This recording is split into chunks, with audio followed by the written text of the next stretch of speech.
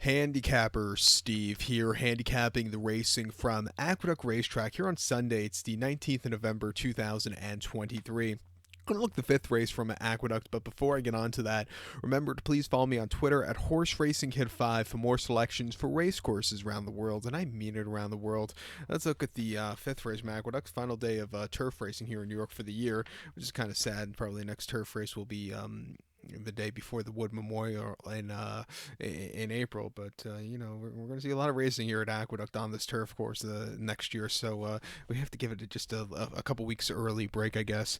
But and hopefully next year the weather's a lot better than it's been here in New York since Belmont closed. It's the turf racing's been horrible, but we've been going out with a bang. So let's go out with a bang with this fifth race from Aqueduct, which is the Central Park. It's going for a purse $120,000, race for 2-year-olds here. We have a field of 14 horses entered. 13 and 14 are 13's an AE, actually 14's an MTO. So a dozen will go the 1,600 meter journey, or a mile on the inner turf course. I'm going to take a shot with the 9-horse Spirit Prince. Let's go 9-4-7-10 in the superfecta. 9-4-7-10 super. Top selection 9-horse Spirit Prince. This trio colt by Cairo Prince. Christophe Clement trains. Joel Rosario gets to mount. The horse's most recent outing came 28th of October at Aqueduct. A mile 16th in the Awad Stakes, and he finished second by 1/4 lengths that day. And he stalked a pretty fast pace for New York turf races. They went 111 to 3/4, which I thought was quite good. And he had the lead by a bunch, and then he got caught late. Maybe the mile 16 just got to him, but he ran his heart out that day.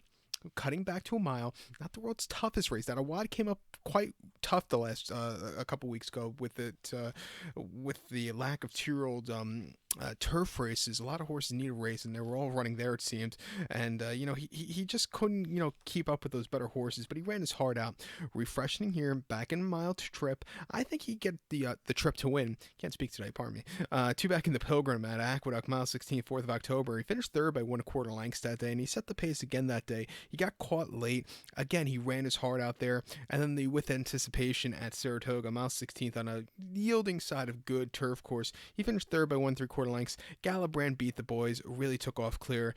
Second place finisher Carson's Run was the next start winner. This horse was just wide, and he needed something more. I didn't think he ran half bad off the bench, off the coming from a different running style than he's used to. And then on debut at Saratoga, mile 16th in main special weight, he finished second by a half length. And again, he was really closing up well late. Not the world's worst race after said and done. He's training quite well at Belmont since the last race. His turf course is playing towards front runners, so if he get a good trip toward the front running, to the front end, he can definitely win. I'm going to use him here. I think the horse Uncle Truly can win also. He was a winner at Woodbine on the EP Taylor a few weeks ago in a main special weight, winning by 3 lengths. He really took off clear from a troubled trip early from